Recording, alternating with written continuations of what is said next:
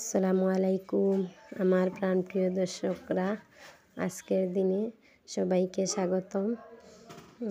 অনেক দিন পর আমি ভিডিও দিলাম, ভিডিও শেয়ার করি আর আপনারা লগে। আর ভিডিওতে আমি সময় পাই না একেবারে, মানে খুবই সময় কম। রমজানের কারণে জেলা রাত বেশিরভাগ সময় কম থাকে, দিনওয়ালা সময় কম থাকে। ফজরের নামাজ পড়িয়া উঠার বাদে একটু সময় থাকে না, কমপক্ষে মানে 10টা-11টা পর্যন্ত বাসি কাম থাকলেও সব কিছু আটাইতে লাগে।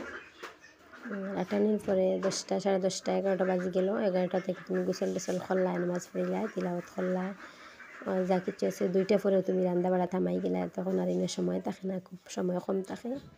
আর থাকার কারণে কারোর ভিডিও দিতাম পারি না। ইনো একদিনের ভিডিও না, ইনো 3-4 দিনের ভিডিও আমি সব তোড়া করি আর কি রাখছি। ভিডিও করি বেশি করছি না, আর বেশি করাও যায় না, সময় কম থাকে। রোজা মাসের কারণে আমার মেয়েও তখন ব্যস্ত, আর ছেলেও থাকে মোবাইল লইয়া সবসময়। ভাল লাগে না, এক ফাঁকিরে হরুতা শান্তি থাকলে আরাম লাগে। আর কিতা কিতা কাম করে আপনারা দেখবা এখানে। আর কন্যানি বলে সারা বছরে যতখান, সারা পুরা বছরে যতখান ইবাদত করতায়, পুরা 1 মাসে অতখান করতায়।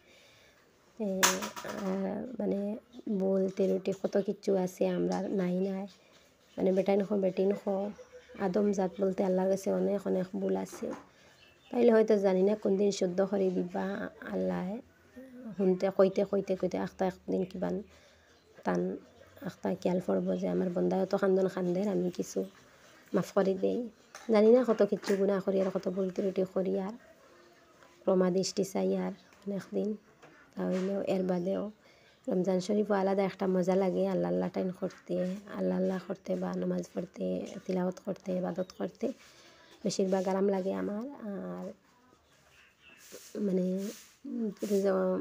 রোজা ছাড়া আর কি, রোজা মাস ছাড়া হইলে ওলা কাম করা যায় আর কি। 3 বেলা করে রান্না বাড়া হইতো, খাওয়া দাওয়া হইতো, সব কিছু কাজ কাম হইতো।